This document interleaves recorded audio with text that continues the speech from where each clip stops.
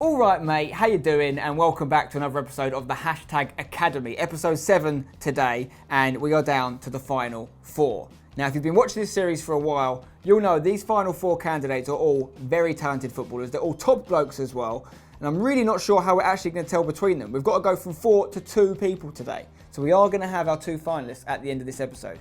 And it's going to be a mental episode in the way that the last few episodes have been looking at technical skills and physical attributes. This one is all about their mental ability. We're going to be doing an interview-based episode. I've brought in 3 members of the Hashtag United team to be my special guest interviewers. Okay, starting off with Faisal, Manjdog, Manji. He's going to be doing the straight interviews, just getting to the bottom of who these guys are, what they're about, what their intentions are, finding out more about their personalities. Then we have got the self-proclaimed king of banter himself, Paul Nash from Hashtag United. He's going to be asking some slightly stranger questions, putting the guys outside of their comfort zone, seeing what they've got to offer in the banter department. And finally, but by no means least, we have my brother Seb, who I've actually tasked specifically with playing bad cop today. Okay, his job is to make the interviewees as uncomfortable as possible. It's going to be very interesting. By the end of the interviews, we are going to have to make the decision, me and the 3 judges, and work out what 2 we put through to the final. It's not going to be easy. Let's just get on with it. Right, time to find out a bit more about you. I'm 17. I go to sixth form in my hometown of Lincoln. Well, currently I'm in year 11 still, doing my GCSEs, so at the moment a bit of revising. Away from this, I am a YouTuber myself, so I upload videos weekly, every couple of days, so that's my full-time job. Outside of football, what do I do? FIFA, so a lot of PlayStation. I also run a YouTube channel as well, Okay. which I'm quite keen on at the moment. I want to grow that as well as I can. And an ambition of mine, if football doesn't work out, is to be an interior designer or architecture. Okay. So I spend a bit of my time doing that. Away from that, I am a dad as well. I have a 4-year-old daughter, so if I'm not making videos and I'm not eating, then you're going to catch me most of the time with my daughter, just doing whatever she wants to do. Tell us something about you that we don't already know, something that wasn't on your application, something that hasn't been said already.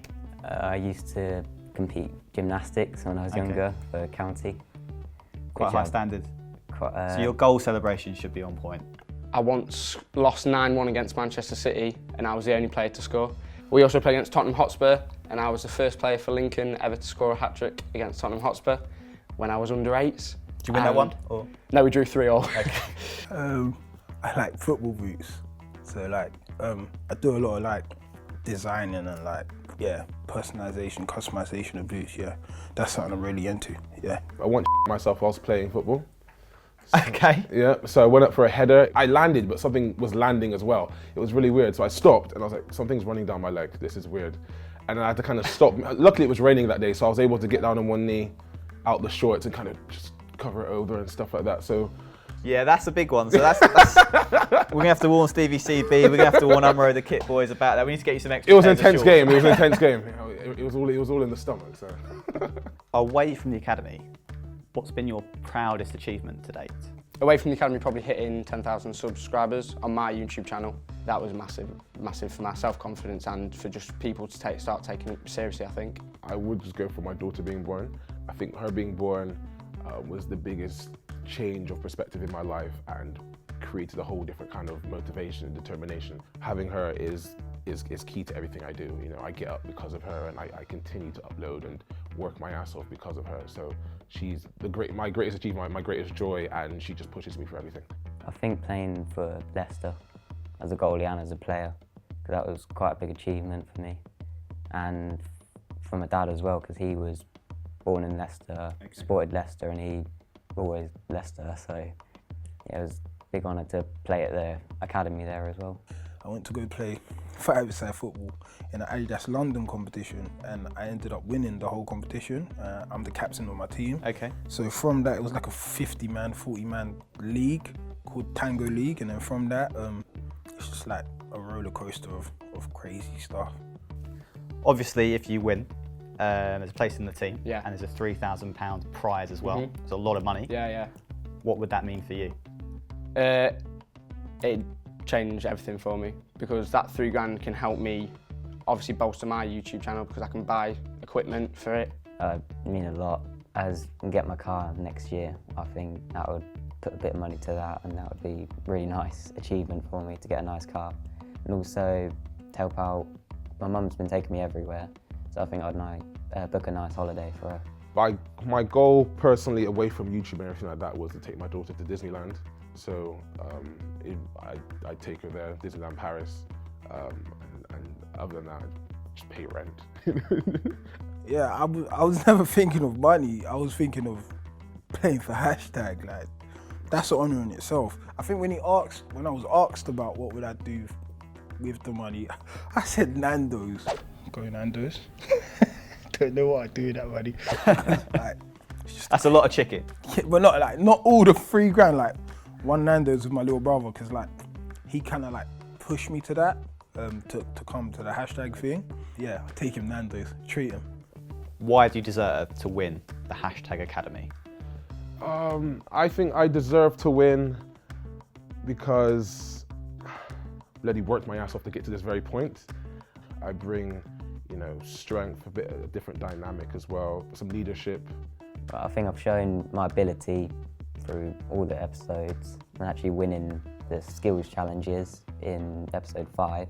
And also being the youngest, I think I've got many years to develop as a player and as a person. I don't think it'll be like you deserve to win it. I think it'll be like you're almost blessed with the honour of representing this club. I hope by what I've done and what I've shown that I could be someone you could see as your teammate. I'm hashtag through and through. I think I'm passionate, I'm determined. I never wanted to win something so much in my life, honestly. And I just don't want this dream to end, pretty much. And it's just been quality so far. Start nice and easy for you, Scott. Who is the best hashtag player in your opinion? Nash. Without brown nosing, who is the best hashtag player in your opinion? I'll take it, but... Yeah, I think Ryan Adams. Spencer has that kind of, he's like that. Who plays a bar? Busquets. You don't need to mention him, but he's doing bits. Oh. I feel like with hashtag, it's not like a standout player for me. I feel like it's actually a team. Dan Brown. There's a bit of voice break there. Oh! Dan Brown. Well, who else were you thinking of saying then? Ryan Adams. Ryan Adams, Yeah, standard. so between the two strikers. Going away from Cristiano Ronaldo and Messi of the team, who else should you pick? I would say maybe Rich Beck. Bit of an unsung hero, I think. And I'm going to test your hashtag knowledge now. Right, who was hashtag United first game against? Oh God, don't do this to me. Is it Dream Team? Dream Team. Nailed it, straight away. Lad, do you know who the first ever hashtag United goal scorer was though? Oh God, why? Dan Brown? Ryan Adams. Faisal. Oh yeah, 2 for 2. Take that. Yeah. In your humble opinion, if you could play for the club you support your whole career but never win a trophy, would you rather that or play for, like Barcelona, Real Madrid and be guaranteed to win every trophy there is going? Barcelona. Real Madrid. Barcelona, there we go. Purely because I'm... Typical Arsenal Well, fan. no, I'm just so competitive. Play for Barcelona. I want to win stuff, I want to tell my kids stories about when I won the Champions League and scored the winner in the final, and Play for Barcelona. Yeah? I like the style of play, so I think... Okay, and the silverware obviously. No, it comes with it. Yeah. When you play football, even from the beginning, when you started playing football from a kid, you saw the silverware, you saw the flashing lights, you saw all the cool stuff, lifting trophies, those moments where people become legends. When you go back to the grassroots of things, it's the passion that made you love the game. And I feel like I would rather play for the club that pumps deep in my heart. And it's always said of young players that if you're good enough, you're old enough. How old does that make you? Maybe mid-30s.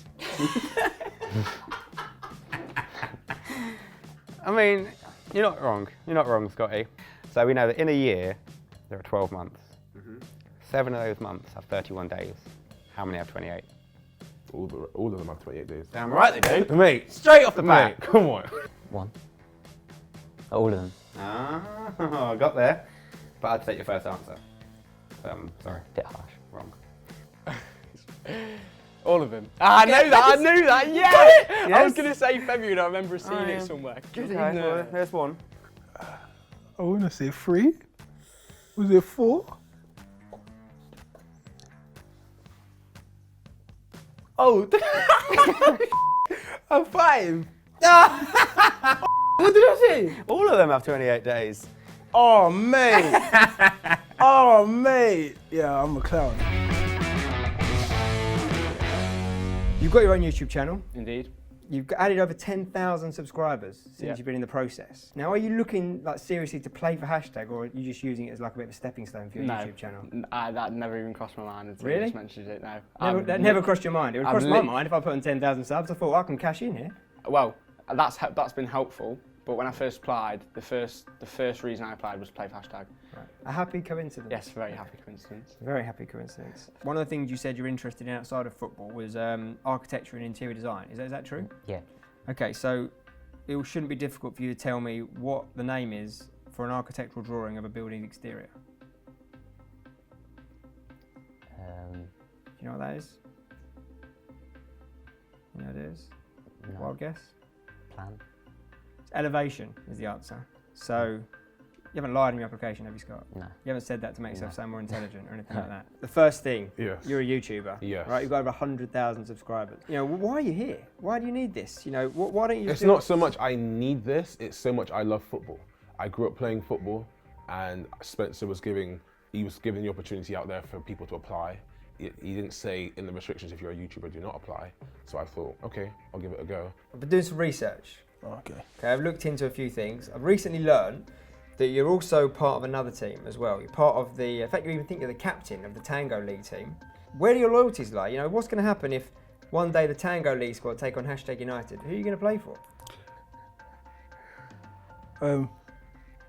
I'm representing the guys that have literally taken me through this process of trials and put their trust into me. Like, I'll have to wear Hashtag. Like, yes. Yeah. So the answer was Hashtag, right? It would have to be Hashtag. So we could end that interview pretty easy if it was the other way around. So we're a family-friendly club. Yep. Doing a little bit of research into some of your old YouTube videos. And not going to lie, there are some pretty inappropriate stuff in there. You know, there's some questions you've asked members of the general public that, you know, I wouldn't want younger people watching. I agree. I mean, I don't think it's that funny, to be honest. Sorry. It concerns me, and we've got to be very careful about our image. And if you come in and you're going to act like that, then it could be a real problem. Well, ever since I've entered the Hashtag process, one of the main things that I've tried to do on my channel is to calm down the language I use. So you'd sort of appreciate this. It's quite important. It's quite Completely, serious that yeah, you yeah. haven't got stuff like that on your channel. Yep. So you've taken those completely. videos down, have you? No, not yet. Oh, so they're still there? Yes. So you're not taking that serious then? Well, I think I shouldn't change who I am for something like this. Right. But So I'm just a bit confused because you just said you do understand, I do understand. That's why but you haven't made any changes. So you just give me a bit of. I haven't taken the videos down, but I've tried to compromise so far. Sorry. So what's the compromise? by not using the same language. Oh, you as haven't what I done it used to. anymore? No, no, Right. no. Okay. Right. So and you're saying you're not going to do that going forward? No. Okay. Time will tell, I guess. Time will tell. You're a striker, Yeah, scoring goals. I would like to think so. Important thing. Yeah. You scored exactly 0 in the heading challenge in episode 5, which was the worst out of the entire group. What was that all about? In my defence, I feel like it was a one-off. Like yeah, that doesn't really happen. It did happen though. It's on YouTube. Everyone could see it. Yeah, but trust me, I'll sort it out. I score a lot of headers. I just feel like. You just save them all for the Didn't go. Tango squad and not the Hashtag. It looks like it to me. This is the elephant in the room with you. We're after maybe, you know, bringing the average age of the squad down, and you are the youngest player in the process at 16. Do you think you're ready at that age? You know, I need you to stand up and speak up and tell me why you think you deserve to win the Hashtag United Academy. Right, well, I've always been passionate about football ever since I was a little kid. I've always just watched, played, just constantly practicing.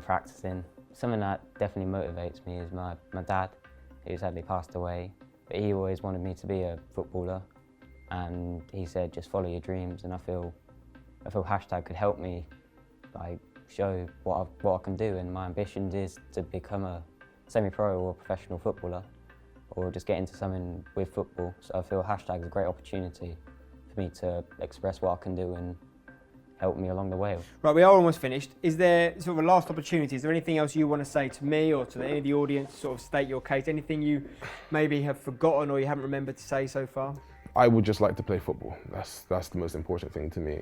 Winning hashtag isn't about the money and stuff like that. It's just kicking ball with a bunch of mates, making new friends, and being able to do cool stuff whilst doing it. This isn't for my own personal gain or anything like that. I just want to play ball.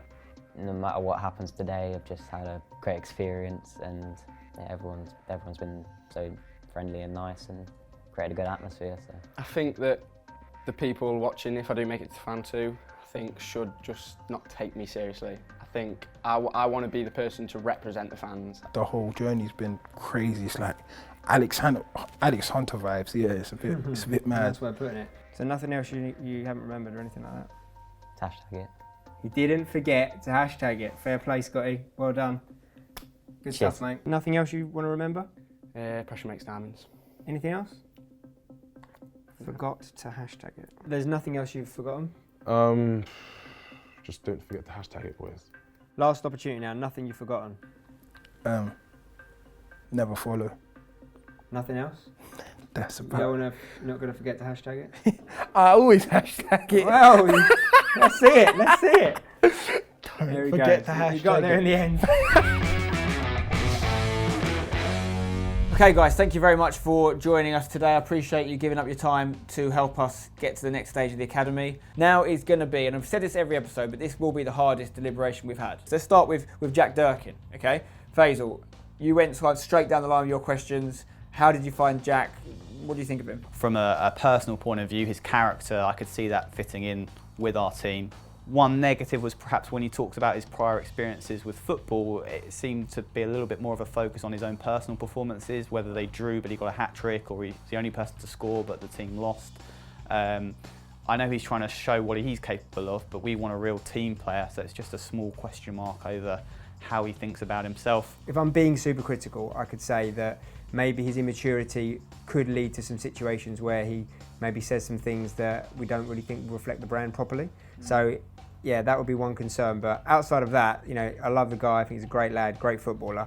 Can see him blending into the team very well. Let's move on to Scott Pollock. 16 years old.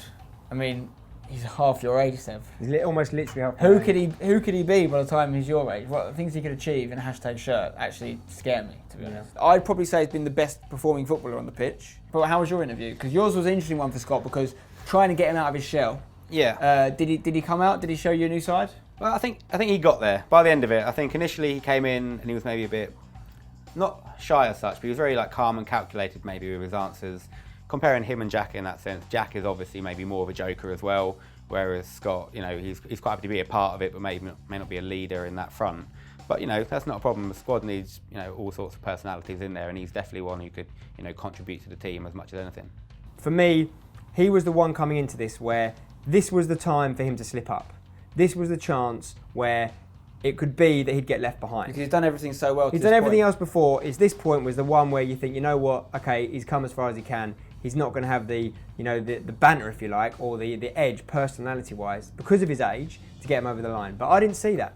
I saw something that I didn't know was there. I was very impressed. The question for me, simply on Scotty P, is whether or not it's just a little too early for him. Let's go on to Jamel. I think there's a lot of different things we can talk about with Jamel, and I think we'll come to them. But on his interview alone, you found out some more about him, Faze. What's he saying? Yeah, so for me, it was an interesting interview. Quite early on, he mentioned that he was a father, and that was a real turning point in his life. And I can see from some of the content of our discussions that I think that's matured him. Okay, Nash, Jamel, talk to me. Yeah, well, he's, you know, big guy, big personality. So, you know, he's very likeable, you know, always sort of having a joke as well, but, you know, he's very level-headed. He's handled himself really well today. He's answered some difficult questions very well. He's a very, very good footballer. He wouldn't be here if he wasn't. He's a great guy, and he knows about YouTube. He's been doing YouTube for a number of years, completely self-made on YouTube. He's got over 100,000 people to buy into him and his message. So you could argue that he's a perfect fit to join a team. But the reality is this: is it fair? We're doing a nationwide search to find the next hashtag United player. Is it right that somebody wins a search like this? Is it right that that guy could take the spot that someone unknown could get and get that platform for themselves? All right, well, let's come back to that. Let's finish off. Obviously, we've got to talk about Daniel Adjei still. I think it's already going to be really tough. Daniel Adjei, for me, the one that had to prove the most today, in my opinion. I feel like he smashed it in the last episode, which got him immunity and got him through. Would he have made it here without that immunity? Perhaps not. But today was a new day, chance for him to prove himself. Did he, for you, Faisal? I think it's clear that he loves his football, but I sense a bit of a lack of thought around what it means to him. I think there are some split loyalties. This other football thing he's involved in keeps coming up, and I think there's a bit of a conflict there, not only perhaps commercially, but also in his mind about what he truly wants. I asked him if it came to a situation and the other team he plays in played hashtag, who would you play for? It took him a long time to answer. That conflict of interests, my main concern there is there's a load of guys that really, really want this. There's a load of guys who haven't got other opportunities like that. I'm not saying just because he's done well in the past and got himself in other situations, which he deserves credit for, he shouldn't get this one.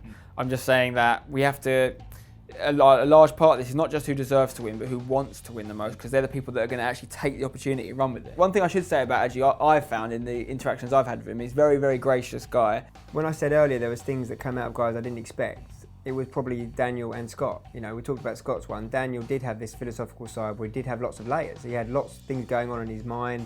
He had some great attitudes towards life, which I think will steer him very, very well in the future for whatever he ends up doing. But whether or not they make him the right person to join hashtag is a completely other question. So basically what we need to do is we need to somehow make a decision. We've got to choose between two players who play the same position, and maybe we don't want them both in the final because they're a contrast, but equally we need to decide whether we think there's a YouTube controversy with Jamel going through, and if Daniel Adjei is a conflict of interest.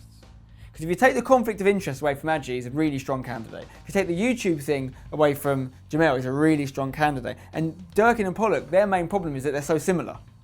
Like, do we want two people going up against each other that basically decides who's going to win this process? It's a attacking midfielder kind of thing. So we've got to put our heads together. We've got to decide two people to go through to the final, and two people, unfortunately, to leave.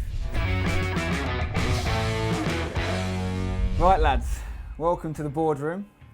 I know I've gone on record in other episodes and said this is my least favourite part. Obviously, that remains to be true, and this is definitely the hardest one we've had.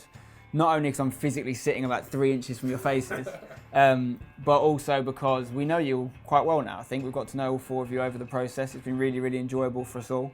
But ultimately, we had the very, very tough decision of getting rid of two of you, okay?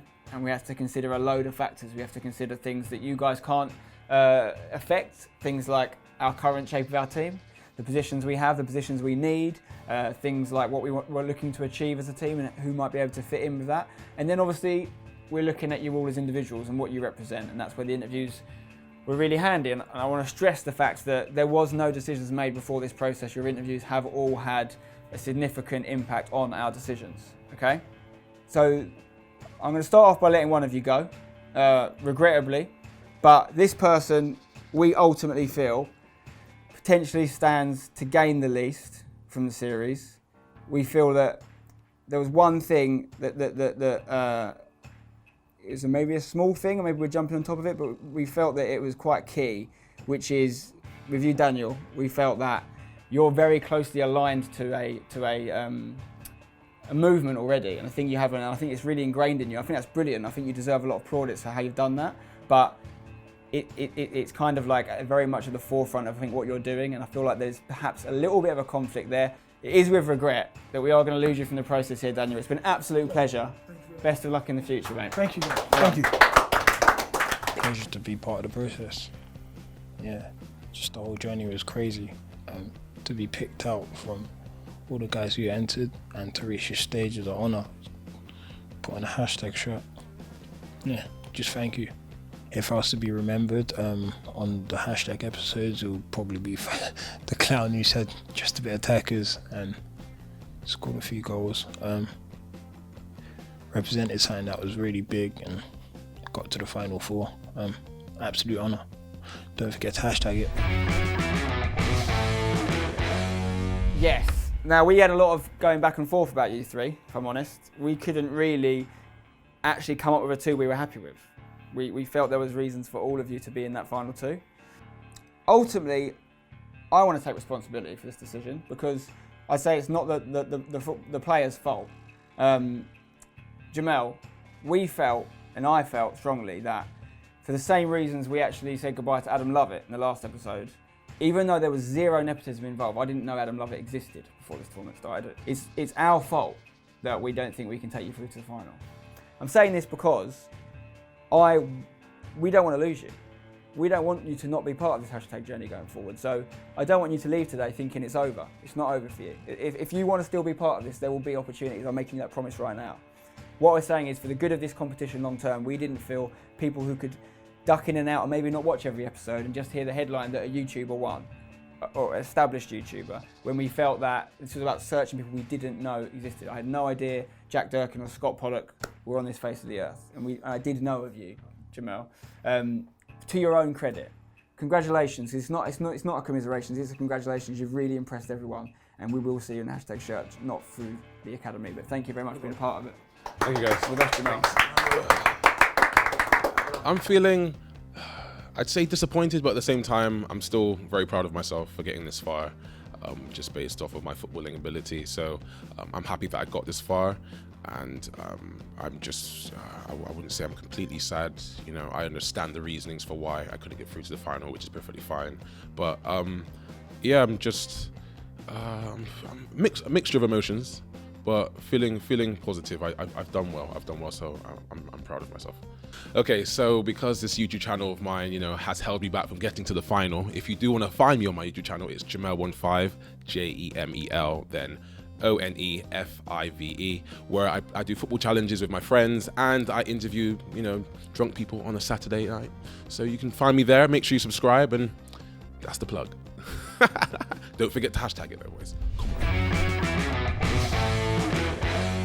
Congratulations, lads. You are the final two of 20,000 people. You got to where you are now on merit, but it's not over yet. We are going to have a final. You guys are going to go up against each other. We've got a few little twists in mind to make it more interesting, but ultimately, one of you will win the hashtag academy, the first ever hashtag academy. And then obviously it's the audience that are going to decide the winner, so you've both got a job to do in making sure that you get the votes you need, all right? But we're really impressed. We're really happy with you as finalists, and we will see you in the hashtag academy final. So well done. Thank you very much. Well done, boys. Thanks, guys. To be in the final is just unbelievable. I think for once I'm speechless. If I win the competition, then I probably won't speak for 2 weeks. So, but yeah, unbelievable. So happy and just excited to see what the final holds. I feel great. Never expected to get this far. Now, final two, I'm just looking so excited for what's ahead. And out of me and Jack, it's weird to think that one of us will be playing for hashtag. I think Scott in the final is definitely going to be hard to beat because he's an excellent footballer. Similar to me, similar positions, similar lad to me, doesn't mind having a laugh. So I think it's going to be quite a battle. But hopefully I'll come out on top and wear the hashtag shirt.